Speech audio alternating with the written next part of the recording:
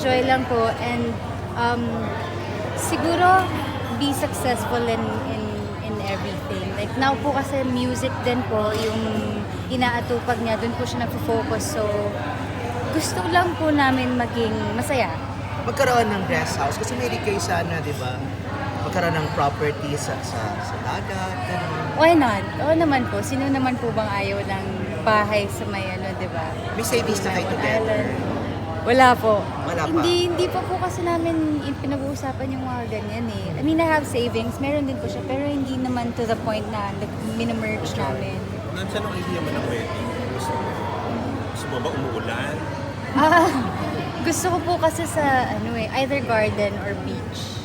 Hindi po. Kasi yun nga po, yung mahilig po kami mag-hike parehas and then mag-beach.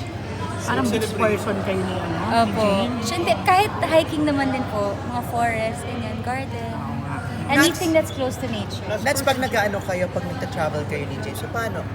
Siya bang gumagastos or meron ba kayong hatian? Kasi parang modern couple kayo na hindi nag-issue sila. Depende po kung sinong may hawak ngayon.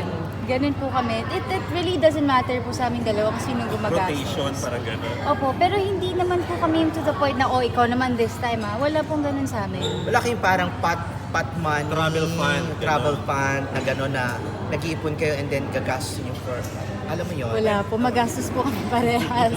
Opo, mahilig din po kasi kami mag-shop. And yung mga bumibili ng mga souvenirs, mga interesting things. Yun po. So how do you, James, feel na you're doing projects separately, pursuing? I think it's good kasi it's those are stepping stones for the both of us individually. And I think it's good, like what I said kanina, we're growing together but we're also growing apart. So I think that's the best thing kasi at least hindi kami stuck sa ganito lang. At least nag-grow din kami kahit pa paano, kahit hindi kami magkasama. Yung last movie niyo ni James, parang last year pa, March. And what have you been doing this past year? Parang choice niyo ba na medyo mag-slow down na or Actually, what I wanted to do po kasi after Never Not Love You is to be more creative. Like, do projects na medyo creative.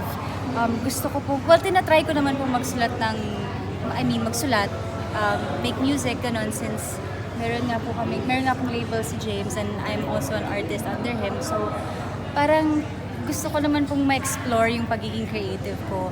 Sometimes nagpa-paint po ako if I have time or yun nga po, nagsusulat. So parang nag-recharge ka? Yeah, it's more like a recharge po. Si James, kumusta na siya after na-injured siya, di ba? Opo. Kumusta na siya ngayon?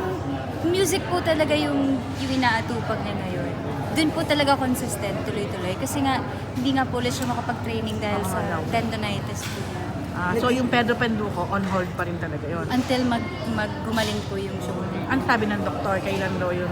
Hindi ko po alam Pero therapy po kasi talaga siya. Na po yata kasi sa kaka-training niya.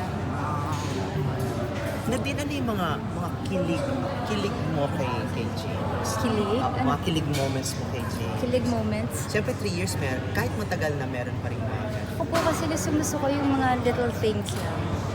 Yung kagaya nung nag-anniversary po kami, nagpa-farm kami.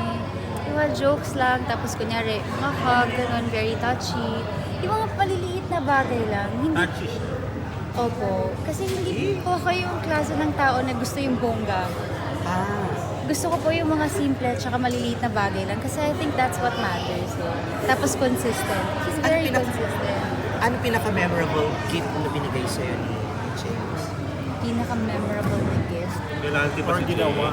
Na hanggang ngayon nasa possession mo pa rin. Material sana sasabihin ko, kaya lang Pwede, material. nawala ko po Sige, material. Nawala ko po siya Actually, binigyan niya po ako ng necklace na nakalagay always. Kaya lang nawala ko po sa Japan. I think ang Nagalit siya. hindi naman po. Nagtampo, Hindi naman din po.